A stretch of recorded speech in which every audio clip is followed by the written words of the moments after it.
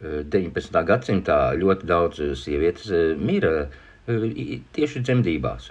Blakām bija līķi, un bija tāds Ignāts Zemelvejs, ķirurgs, kurš saprata, ka viņiem ir jāmazgā rokas. Ķirurgam jāmazgā rokas, jo blakām bija turpatām līķis gulēja, var teikt, un radās infekcijas visādas, un ne?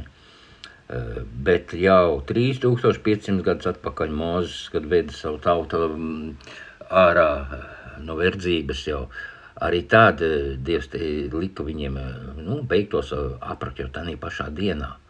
Un ievērot karantīnu, ja notiek kaut kādas epidēmijas vai kaut kas tam līdzīgs. Un viss tika pateikts, bet kāpēc to nedarīja? Jā, un viņi pat to Ignāts Zemelvejs, par viņu sāk smieties, viņi ielika durikā, var teikt, uzskatīja par nenormālu un smējās par viņu.